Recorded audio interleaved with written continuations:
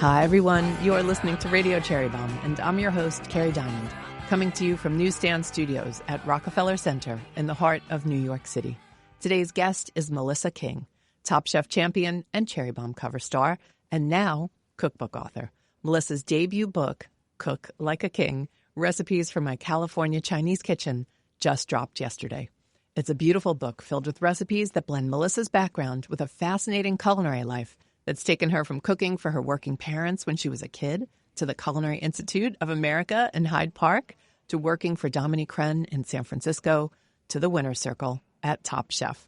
Melissa is one of our keynote conversations at this weekend's Jubilee Los Angeles, and I am so excited to listen to that chat. She'll be interviewed by our friend Ellen Bennett of Headley and Bennett and the show Kitchen Glow Up. For those of you coming to Jubilee, I can't wait to see you. Stay tuned for Melissa King. Today's show is presented by Square. What if your favorite sports bar only showed women's sports? That's the big idea our friend Jenny Wynn turned into reality in 2022 with the sports bra in Portland, Oregon. Thousands of fans showed up on opening day, and within 8 months, the sports bra had served fans from all over the country and brought in nearly $1 million in revenue. But behind the scenes, the tech couldn't keep up.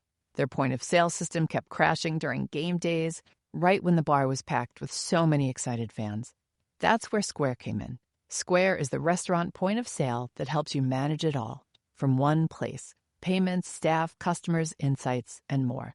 Now, the sports bra runs on Square. From faster service to better reporting, the team finally has a system that works as hard as they do. And with Square's help, Jenny is planning to bring the sports bra to cities across the country. When your business is growing, you need a point-of-sale tool that's on your team, like Square. Go to square.com/big to see how Square can help you. Today's show is also presented by Kettle One Vodka. I didn't know this, but the family behind Kettle One, the Nolet family of Holland, has been crafting spirits since, are you ready for this, 1691.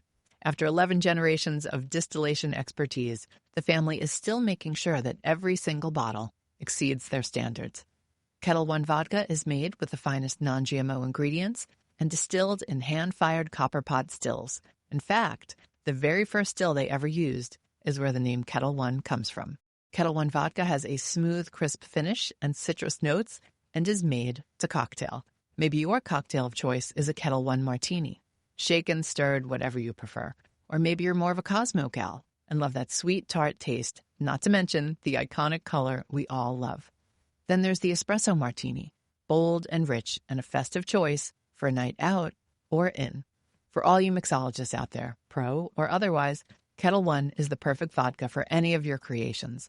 Visit KettleOne.com to explore the Kettle One universe, from the world-famous classic vodka that started it all to Kettle One Botanical, which comes in crisp, gorgeous combinations, such as grapefruit and rose, cucumber and mint, and peach and orange blossom. Need a recipe or two? The Kettle One website has classic cocktails, modern takes, and more. Don't forget, you must be 21 to drink, and make sure to always drink responsibly. Team Cherry Bombe is headed to Los Angeles this weekend for Jubilee LA. Oh my gosh, it's finally here. I am so thrilled we're doing Jubilee in one of my favorite cities. Follow along on social media for all the happenings, and I'll be sure to share more when I'm back. We have so many great speakers and folks taking part in the day. From today's guest, Melissa, to Courtney Storer and Joanna Callow from The Bear, Erin Goyawaga, the gluten-free baking expert, and Nancy Silverton, such an icon. Check out cherrybombe.com for all the speakers, the schedule, the menu, which is amazing. Goop Kitchen is doing our lunch, the Bomb Squad booths, the book signings, and more. Of course, thank you to our sponsors. We could not do Jubilee without you. Square, San Pellegrino, California Prunes, Enterprise Mobility, Ghirardelli, Zacapa, and Donna. Now, let's check in with today's guest. Melissa King, welcome back to Radio Cherry Bombe. Hi, thanks for having me again. Oh my gosh. I love it here. It's such a big day for you. It is. Your book comes out tomorrow. Book drops tomorrow. There's a lot happening. I saw a lot of videos of you signing books. How's your hand feeling? Oh, it's hanging in there. You know, I think like holding pots and pans, all those years of training, you know, I've been training for this day.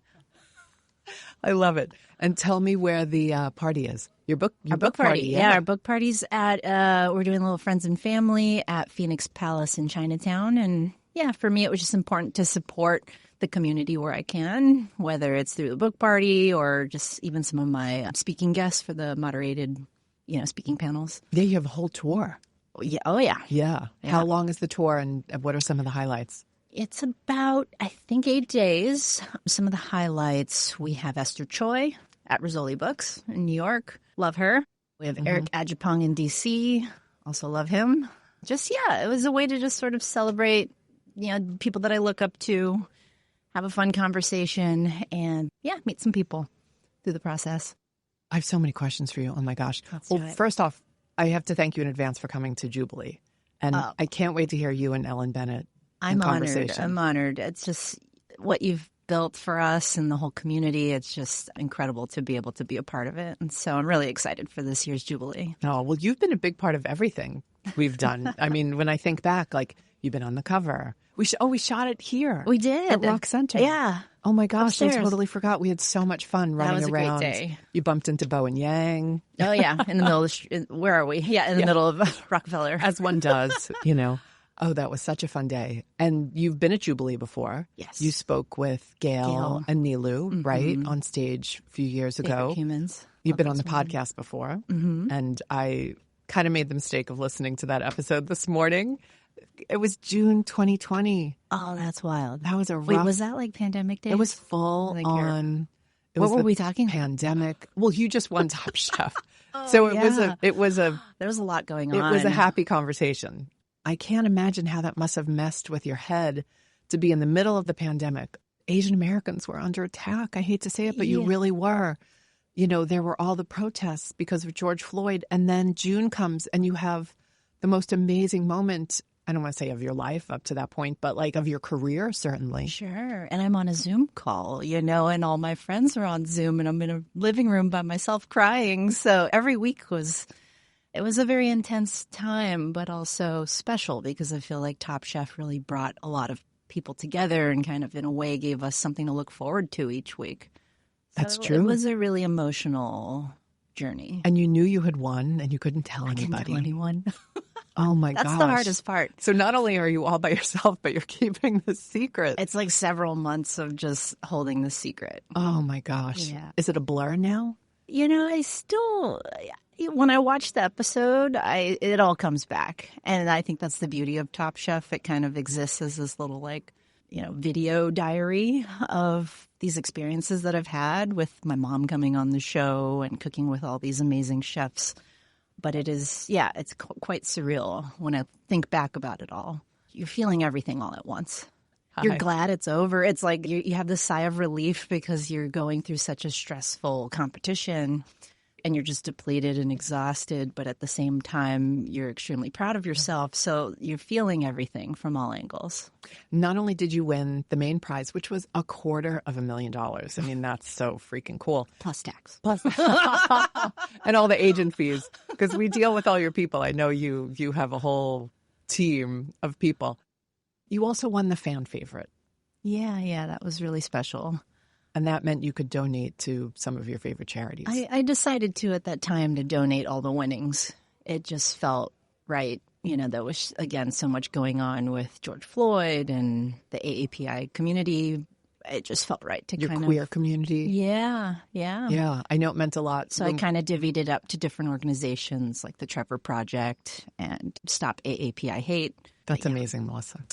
Thank you. We talked a lot about representation and how the first time you competed on Top Chef, you weren't out. And the second time you were, and how much that meant to your community and just all the DMs you got from people, just so grateful. Yeah, it was, I was out to mom and dad and my sister's immediate family. And then I go on my first Top Chef and all of a sudden, aunts, uncles, the whole Chinese community in the world knows. So that was a really incredible time period because I also wasn't sure how that would be received. And it ended up being so beautiful, with messages that I would get from people saying that they came out to, their parents because they saw me do it. That really resonated with me to hear other people's stories and how it impacted them. I have goosebumps just thinking about how many lives you changed. Mm-hmm. People might think of Top Chef as just a culinary reality show, but, it's so much more. Yeah. Well, I'm writing a whole memoir. I so heard. That's like a little sneak peek right now is there's a memoir coming out next fall, 2026. Can we So book you I'm for excited next that. year's radio? Oh, yeah. Let's do it. Put it There's on a the lot to count. talk about with that one. I with that can book. imagine. It's a good transition into the cookbook because there is a lot of personal content in that book. I mean, it's kind of relentlessly personal. You start with, your childhood. And I just loved reading that. You were a kid growing up in California. Your parents were engineers who worked all day. And your mom wasn't somebody who shooed you out of the kitchen. Tell us your earliest kitchen memories. Yeah, I would say I got started with cooking out of necessity. Both my parents worked a lot. Mother was a working mom, aerospace engineer. She'd come home at 6 p.m. at night, and we had to put dinner on the table. And so it kind of became my role or my way of spending time with her in the kitchen and just time at home together. So I would stand on a little stool. I was maybe 5 or 6 years old, and I would stir fry vegetables in a wok and like simple things like really humble Cantonese dishes, pork patties with, salted fish and fried eggs with a little soy sauce, a little bit of bok choy. And so I became mommy's little sous chef. And then over the years, I think by like age 11 or 12, I was putting dinner on the table for the whole family. And that just kind of became my role because I enjoyed it. And I really found a lot of happiness in cooking and realized that that was something that I loved doing, was bringing people together and bringing them to the dinner table and, in a way, putting my love into my food to nurture my family. Let's take a quick break, and we'll be right back. Some fun news. Cherry Bombe is on Substack. If you're a Substack lover, I know I am, Substack is one of my favorite media platforms these days. Be sure to check it out and subscribe. You can subscribe for free or become a monthly or annual paid subscriber. We have recipes, recaps of our baking pod, Choose My Cherry Pie, our Missy Robbins cover story from the brand new issue, and we'll be adding more content each week, including Radio Cherry Bombe recaps and insider stuff. If you're new to Substack, think about it as the home of modern blogs. If you love reading and writing, it's the place for you. Visit cherrybombe.substack.com. I'll put the link in our show notes. I read that use of the stove wasn't quite encouraged in the beginning, so you did a lot of microwaving. In the beginning, yeah. I lived off of a lot of, I would say, 80s, 90s convenience foods. Every frozen dinner, I've had it. All those brands. And, I would say that my mom was not the best cook in the world. She didn't know how to really cook until she got married and realized, I have to feed my family. But I think at a certain point, I surpassed the teacher and took on that role. I read that your mom would microwave a whole fish. Yeah. It never even crossed my mind you could do that. We would go to the Asian market and I would watch the butchers just like whack the fish on the head and would bring the whole thing home. I got to pick which fish we would take home from, 99 Ranch. She would put it in a dish, drizzle a little soy sauce, sesame oil, and then just pop in like ginger and scallions and pop it in the microwave. It works. Yeah, it just naturally steams it when you cover it with some plastic wrap. I feel like I need to be a little bit more adventurous with my microwave and not just... There's a lot of fun things you can do in there. I bet there is. Your dad didn't really cook, but he had one dish that he was known for, and the recipe is in the cookbook. Tell us about it. Yeah, Dad did not cook at all. But the one dish I would say that I learned from him was the Shanghainese lionhead meatballs. And that was something he learned from his mom and always reminds him of home and where he came from. And they're just these giant pork meatballs made of ginger, scallions, and it's simmered in chicken broth with some glass noodles and Napa cabbage. But that was my stinky lunchbox story as a kid. I would take the leftovers to school and it was my favorite dish. But then I would get made fun of for having, that. But then I look back and I'm like, I had the best lunchbox there. I would have totally taken that over anything else.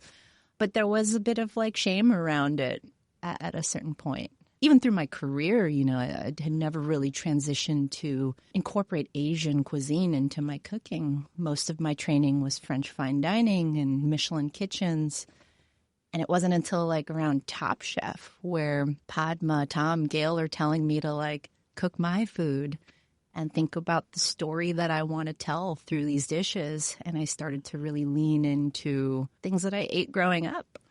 Was that something that happened the first time you were on Top Chef? Because you were on twice. Yeah. I would say the first time, I mean, anytime anyone competes on that show, I would say all the chefs would say that we grow a lot as a chef. It really puts you in scenarios that don't exist in the real world, and it gets you to think outside the box and create in a way you never thought you would. So every dish I made on that show was the first time I was making it in real life and presenting it to these judges. But they would question you. You know, those judges' tables are, 5 minutes on TV, but in real life, it's hours of just picking apart your dish because they want to make sure they pick the right person to win and, to exit the show. But they really get you to think deeper about what you're creating and why you're doing it and the intentions behind every garnish and ingredient that's on that plate. And so a lot of the themes that we would walk away with was cook your food and cook from your heart and bring soul to your dish.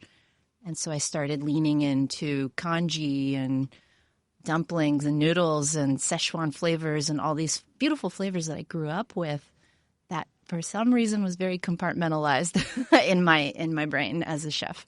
That came through when I was reading the intro to your book, because as well as I know you, and I mean, I think I wrote the cover story about you and I've interviewed you so many times, I didn't put the pieces together that you hadn't cooked in a Chinese restaurant. Never. Yeah, I had only really cooked home-style Cantonese food that you really don't even find at our local restaurant. It's stuff that, grandma's making. But majority of my career was Eurocentric, French, Italian. Yeah, you worked for Dominique Rennes, San Francisco. Did you work at the Ritz-Carlton Hotel? A Ritz-Carlton dining room with Ron Siegel. That's a nice hotel. Campton Place. Yeah, it is. And Luce, is that how you say it? Luce. Was that Italian? That was with Dominique. Oh, that was... It was sort of like Italian French, but at that time it was more molecular French was sort of the style that we were... hitting. I know we're jumping around a little. Yeah. I also had absolutely no idea you opened a restaurant in Tokyo. Yeah. When did you sneak that in? After my first Top Chef, I had this incredible opportunity to consult and build basically a Californian Japanese fine dining restaurant with Elle magazine, like the fashion magazine. Because fashion and food is such a bit of a fashion girly. We'll talk about that later. Fashion girly, Mm-hmm. And it was an incredible I couldn't say no. It was an opportunity to live in Japan for a year and just create and find inspiration through Japanese culture and the ingredients there. So it was a really incredible experience. Mm. Mm-hmm. All right, let's go back to little you in the kitchen. I just have we're this jumping image around. of you on the stool. You got a meat cleaver at age 8, right? Yeah. So cute. Yeah. That was my first. I only knew how to use a Chinese meat cleaver. I didn't know how to use a French knife. We just didn't have those in the kitchen at home growing up. So, yeah, my mom on my 8th birthday bought me this little mini Chinese meat cleaver. I still have it somewhere. It's at her house. That's amazing. When did you know you wanted to be a chef? Since I was 5, probably. Those early days. I just knew this is what I want to do with my life. But nobody believed me. It took a lot of just convincing. And I think, my parents came here as immigrants and they were the first college graduates of their family. And so I think for them, they were like, you need to go to college. But I had wanted to go to the CIA after high school. Did you express that to them? Oh, yeah. And there was a lot of resistance. And, I was a teenager and kind of angsty. And I was like, why don't you believe me? This is what I want to do. You're stopping me from my dream. But looking at it today as an adult, it's like, of course, your parents want the best for you. And they want you to have a good, easy life, better than what they had. And I had learned a little later that my father used to be a busboy when he came to the States, and he worked in restaurants. But I didn't know that until a little later in my life, but I couldn't understand the resistance. But after I got my degree, I went to UC Santa Barbara. Then I transferred to finish my degree at UC Irvine and got a cognitive science degree. And then I went straight to the CIA. I was like, I'm not turning back. Were they a little more accepting of it at that point? A little bit. It was a little tough, I would say. A bit of a hard sell. Still those years where, you're line cooking, you're working every holiday, every weekend, every evening, you're sacrificing so much of your personal life. And I have missed every wedding, every holiday during those, a decade or two of my life. And my family couldn't understand. They're like, why are you doing this to yourself? I did miss a lot of precious moments that I wish I could get back. But at the same time, it built me into the chef I am today. Mm-hmm. Yeah, that's what I found the hardest about having restaurants. You're attached to them. You have to be very just focused and dedicated to the craft.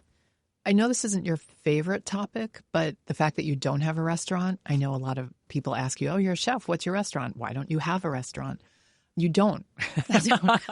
You are part of this new kind of chef that doesn't have one. And I think it still surprises some people who really can only connect chef plus restaurant equals being a chef. Yeah. But you're showing a different way. I used to be that way. I used to think as a kid, I want a restaurant. Maybe I'll get a Michelin star and I'll be happy. And that'll be like the moment I feel successful. I have been fortunate to be able to carve a path without needing to rely on that because, as we've discussed, you sacrifice so much of your personal life and also just the margins. It's a tough industry to survive, as the pandemic revealed, and I admire anyone that jumps into it. It really is a very bold move, but there are other paths, and that was something I realized post-Top Chef. There are so many other ways to still provide food and inspire people through food and continue to do what I love and create through events and pop-ups. Yeah, tell us, for the young chefs or just anybody who's curious, who's listening, how do you make a living today? A lot of it is event curation, which I love. I love throwing a party. I love throwing a good party. Wait, I love that because you're a little shy. I am very shy. It's funny. I am very shy and introverted. But then there's this it must be my double Sagittarius in me. I'm a Libra double Sag, and I'm like, the Sag in me is like, let's have a party, let's have fun, and everyone's just going to have a good time. But I'm also, as a chef, you're hosting. Like, that is really the primary role of what we do. We love hosting dinner parties. And so now I get to do that on a larger scale for corporate companies and different events throughout the nation. But, nowadays there's also social media, and so many people are moving onto that platform and their whole food styling category. And I think there's just so much out there as long as you let yourself think outside the box of how you can bring food to other categories, whether it's fashion or music or dance. Yeah, we're all kind of doing the same thing. Good so advice. Why not do it together, How different were the two Melissas? The first Top Chef contestant and the second Top Chef contestant. Oh, night and day. And I think you can see that when you watch season 12, which was my first season in Boston. I'm very much in a shell, and I'm shy. I had never done public speaking. The thought of it made me just clammy and nervous, and I didn't even give a speech at my own sister's wedding. I was just painfully shy, and that experience, I think, really opened me up. It gave me a lot of confidence in myself as a chef, but also myself in the world. And, a couple years go by. I think it was 5 or 6 until All Stars. And you really see a completely different person, I feel, competing on that series. I'm very, unapologetic about what I'm presenting. My first season, I was always in my head. I was always overthinking and anxious and letting those inner thoughts kind of take over. And how did you even wind up on that season? The first season? You sound like an unlikely contestant. First season. I had applied. I had some friends that were pressuring me to apply. Again, I was the whole time was I don't want to do it. Please don't pick me. And I think there's still that curiosity in me that was well, let's just give it a try and see what happens.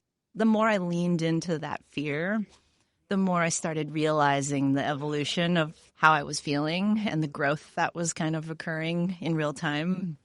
I just kind of kept leaning into that over the years. And I think that's why you see such a different person that's more confident and stronger and not second guessing what I wanted to present. My first season, I was cooking a lot of things that I had just sort of learned from other chefs, but I couldn't really find my food yet. And then you see this evolution of me and my style of cooking really developed a lot more. So I think I just grew into myself as a chef by All Stars. And I was like, I'm going to make congee and dumplings, and you either like it or you don't. And you can kick me off. It was a very different attitude. Yeah. You know what's so interesting, and this is a good lesson for everybody. Thank goodness you didn't win that first season. I think about that a lot. Yeah. I think about that a lot because my first season, I felt, again, pressured from everyone else to go on the show and to win. And I was in a way doing it for everyone else. But then because I didn't win, when they called me back a few years later, I was like, you know what? I want to go back for me and I want to win this. I'm going to give it a go. Everyone was actually telling me, like, don't do it. This is crazy. It's like stressful. Why do you want to do it again? And initially I did think that. I remember the producers called and I was about to open a restaurant. I almost signed a lease on a space and I get a call from the producer. Where? Which city? San Francisco. Oh, wow. And I get a call from the producer saying, hey, we want you to apply for Top Chef and do All Stars. And I was like, no, thank you, bye. And I like hung up and just laughed. Did you have the whole concept and everything? Yeah. Oh, yeah. Yeah. I had a whole vision for it. But I think I dodged a bullet with that because I called the producer back in like 5 or 10 minutes and was like, you know what, let's go do it. Let's have fun and see what happens. But then the pandemic hit. So like I would have been opening a restaurant peak pandemic if I did not do All Stars. So it was a really big fork in my road. I feel very blessed to have chosen the right path. Wow. But things happen for a reason, you know? Oh my gosh, they really do. They really do.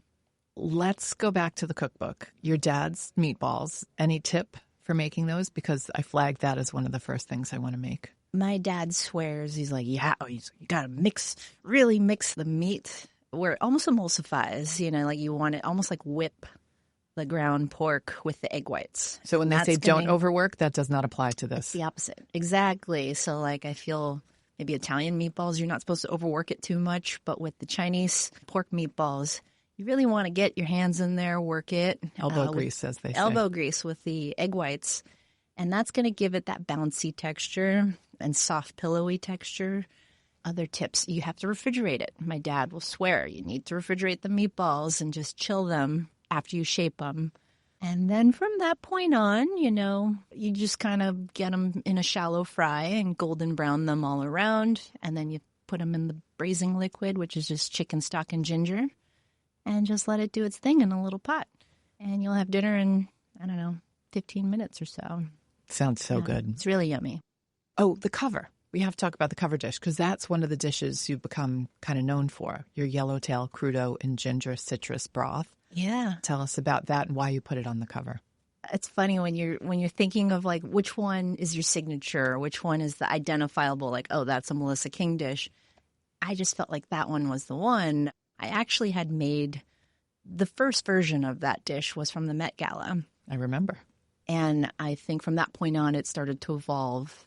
And I did a show called Tasting Wild with Nat Geo, and that one had passion fruit. It was like a passion fruit ginger broth. So there's a lot of fun variations throughout the book.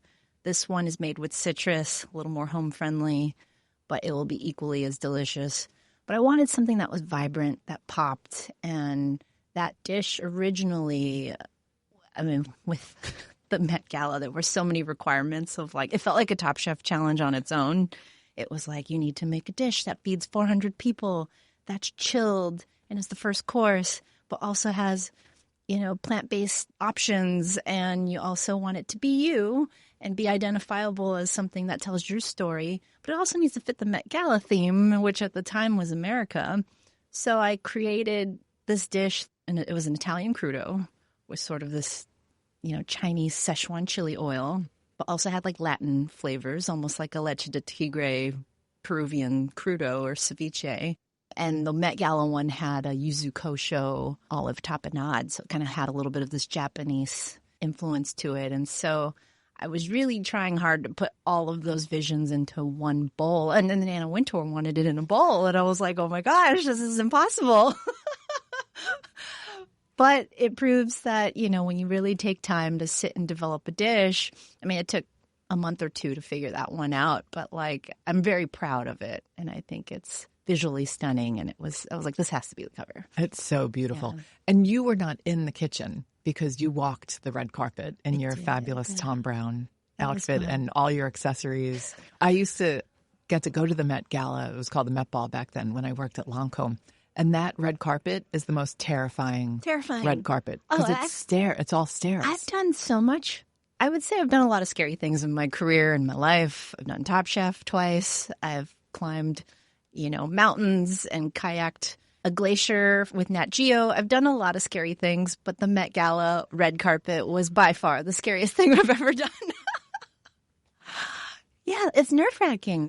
First of all, very long. It's a very long walk to the top. No railing. And there's just cameras everywhere. And again, I'm very shy. So I'm just like, I don't even want one camera on me. And now there's like a couple hundred.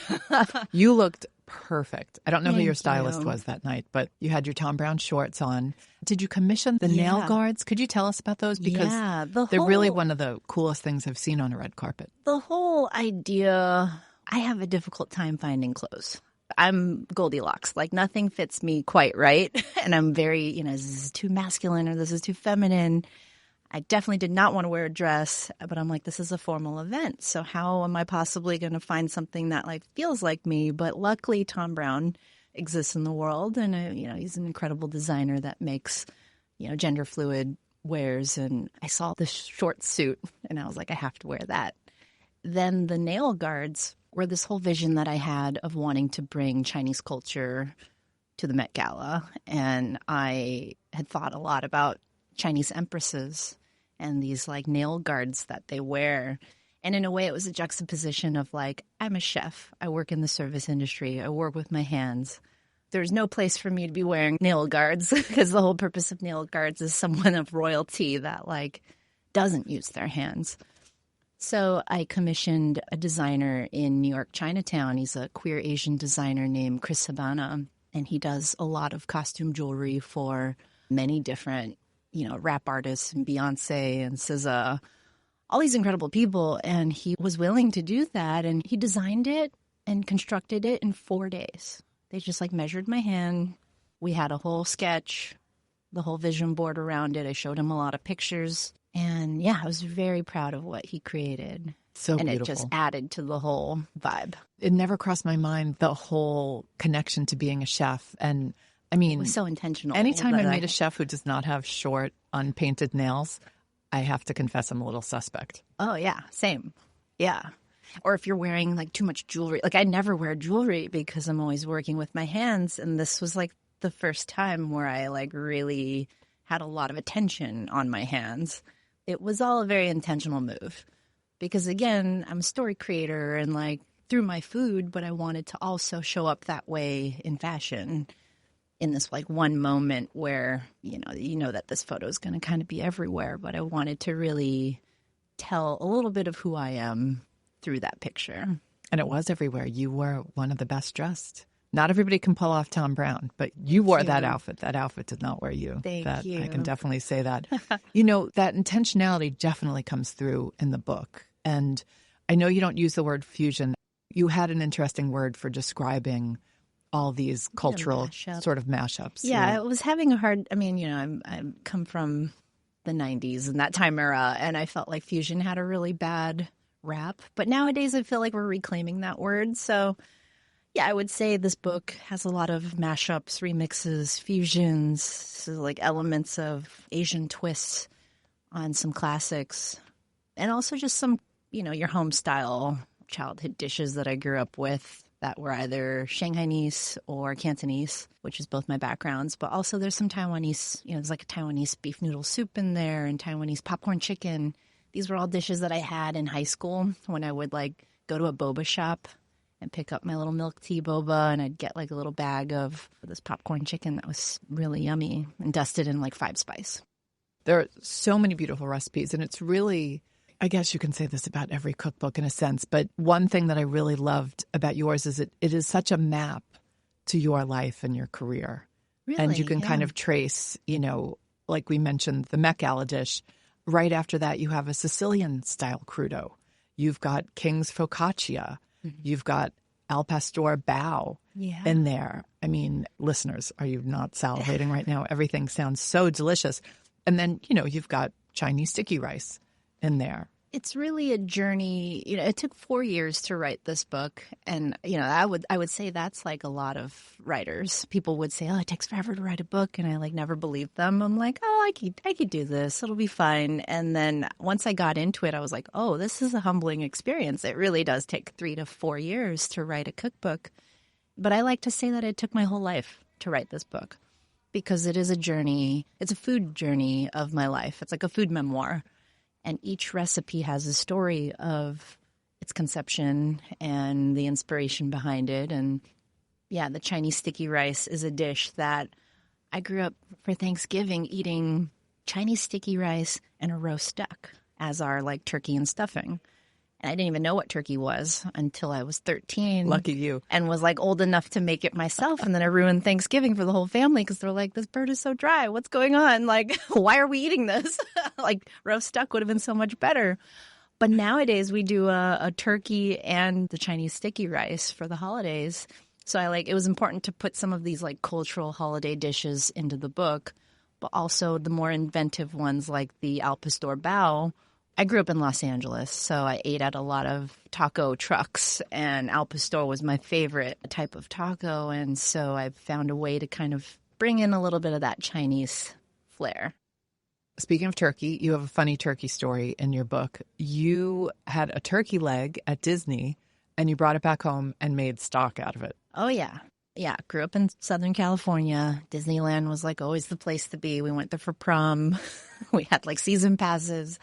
And turkey legs became one of my favorite things to bring home from Disneyland because I would just take these giant smoked legs and put them into some chicken stock or turkey stock or even just water and cook that down, infuse that flavor, and then strain the broth and make turkey congee with that or turkey chok. And that became this thing that my family just loved. And I would, shred up the meat. And it's the best. So every time I go to Disneyland, I'm coming home with 3 turkey legs in my backpack. All right. For any of maybe our international listeners or folks who have not been to Disney, I went to Disney a bunch of times when I was a kid, and I was there recently for a family trip. I did not know about the turkey leg situation until I went to Epcot. Yeah. And I was like, what the heck? People literally walk around eating giant turkey legs. Yeah, with your Goofy hat on. Which I've totally done before. But it's very primal, but it's fun. But it's sort of the last food you expect to see at Disney. Yeah. You just don't expect to see people walking around chomping down on giant turkey legs. I love it. Let's go through a few dishes and just more of the cultural mashups. I forgot to mention miso baba ganoush. Yeah. So many interesting things in there. You've even got focaccia. Yeah. Miso baba ganoush just kind of made sense to me because I was thinking about Japanese. Have you had the broiled eggplants? Love. And they're just miso slathered on top and you throw it in the broiler. Oh, duh. That makes all the sense in the world. Love baba ganoush and Middle Eastern cuisine. And I was like, this just seems like it would work because there's already tahini in there. And so for me, it was a very inspiring book to write because I got to be playful with the food, but also keep it approachable. That dip is something you can make quite easily in your broiler at home or on the grill. Make it the night before and serve it for your friends at a party. Yeah, and then there's the focaccia, which I got really into bread making, obviously, with the pandemic. But even before that, I was a big sourdough bread maker. You and Taylor Swift. Focaccia became one of my favorite things to make over time, and it just gave me a lot of peace to make that through the pandemic. And I was like, we got to put a simple bread in there for people that the kids can enjoy. And so there's things that I make with even my twin nieces, the kimchi beef dumplings, and we make a sheet tray pizza in there, and that'll be just sort of a simple dinner. You've got some yummy scallion pancakes in there. Cheesy scallion pancakes. Mm-hmm. That was a little remix too. I started thinking about a grilled cheese and those little crispy bits, caramelized. What is it called? The lacy caramelization that happens when you griddle a grilled cheese. And I was like, why can't we do that with scallion pancake? I was like, this sounds pretty good.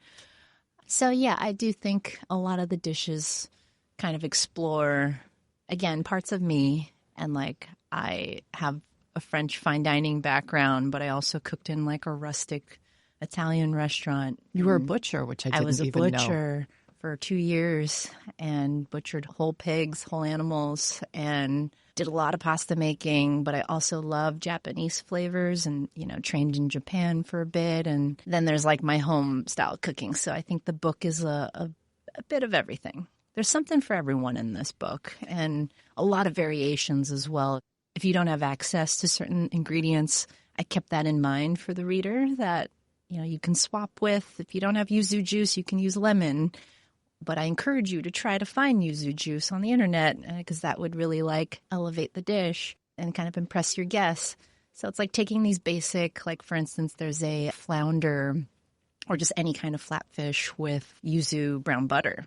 And it's just teaching a basic culinary, you know, technique, which is just a brown butter sauce with capers and parsley. But I swap the lemon for yuzu. But if you don't have that, you can certainly use lemon. All the turkey talk has me thinking of Thanksgiving.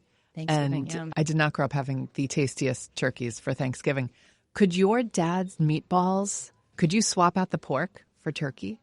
Is that crazy? I mean, I have never done that, but no, it's not. And I think that's what I want to empower the reader to feel, that they can swap. You know, if you don't like pork, it's not going to offend me. You can try ground chicken. You can do ground turkey. Same with my mom's lettuce wraps in the book. That's traditionally made with ground pork, but you can use any type of ground meat. Thinking of you walking around Disney with your giant turkey legs has inspired me to maybe push Thanksgiving a little bit or have some kind of Well, I love taking the turkey carcass. Yeah. Like you take the turkey carcass at the end of Thanksgiving and throw it in a pot with some water. If you are the one making the turkey, you have to make stock from your turkey bones. I think of all those years when I just didn't know anything culinarily. Nobody in my family did. And we just threw the whole turkey Yeah. There's so much flavor. Yeah. Yeah. It's We so make sad. kanji. We make in Cantonese, we call it juk. So in the book, I call it juk. I'm actually not sure where the word kanji came from. I'm like, is that Chinese? Is that American? I'm not sure, but I'm going to call it juk in the book. But there's so much flavor in that. So save your carcasses, make some turkey stock. Start planning now because you do need a big pot.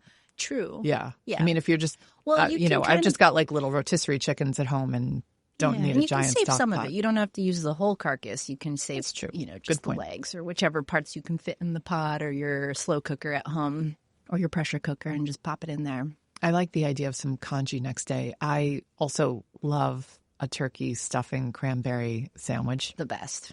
Oh my Now gosh. I'm so excited for Thanksgiving. It's But my I've favorite upped it. holiday. But I've upped it a little. I was in Nantucket a few weeks ago, and they do I forget the name of the turkey stuffing cranberry sandwich on white Portuguese bread. I'm going to argue it might be the best sandwich, one of the best sandwiches in America.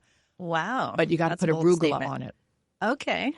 'Cause you I need to try that. this. This Yeah. is a bold statement because my favorite sandwich is a BLT. Just like a classic, perfect bacon, kind of chewy, kind of crispy, nice thick heirloom tomato with some sea salt, olive oil, good slather of mayonnaise, and some nice crispy lettuce. But you make it yourself. On sourdough. Yes, Yeah. I make it myself on sourdough. Okay. Any Yeah. advice for chefs out there? Any young chefs who are thinking about going to culinary school? What's your message to them? My advice for young chefs, just stay humble. Stay humble. The industry can knock you down at times, but stay humble. Find a mentor that you really admire. Keep learning. I think a lot of younger cooks, they want to go fast and they want to just like get to the top as fast as they can. But I'm like, take your time. Learn the basics. Start from there. Learn how to like sear a steak from raw state to, you know, medium rare in a cast iron pan without needing sous vide and all these fancy techniques, which the cookbook will teach you. But learn basic techniques and then evolve from there. But stay curious. Culinary school, I would say if you have money to go, certainly go. You're going to learn the basics and the foundational techniques, and you'll meet amazing people that will become people in the industry that you'll admire. But yeah, if you don't have the money for that, it's certainly fine. You can absolutely learn in a kitchen. I think that's the best way is you have to get your hands in the food. It's all muscle memory and just doing things over and over and over until you perfect it. There's also YouTube University. And also, don't be afraid. This is for everybody. Don't be afraid to make mistakes. I think we are very hard on ourselves as people. I know I am in a professional kitchen, but I have made thousands of mistakes in my career and lifetime to get me to where I am today. And cooking, you have to oversalt something in order to know to do less salt next time. And so those mistakes, be gracious with yourself. Be kind to yourself through the process. And I hope my cookbook, Cook Like a King, helps people feel that I'm walking you through the journey, because the details can be a bit long, but I want the recipes to feel like I'm in the kitchen there with you and empowering you to cook like a king. Well, having read through the whole book, I think you accomplished that. Thank you for those beautiful words. I'm so proud of you, and Thank you've you. been on such an interesting journey, and this book is so beautiful. Thank you so much, Kerry. That's it for today's show. Please give Radio Cherry Bombe a follow on Apple Podcasts, Spotify, YouTube, or wherever you listen. Our theme song is by the band Tra La La. Special thanks to Joseph Hazen at Newsstand Studios at Rockefeller Center. Our producers are Catherine Baker and Jenna Sadu. Our talent guru is London Crenshaw, and our head of partnerships is Rachel Close. Thanks for listening, everybody. You're the bomb.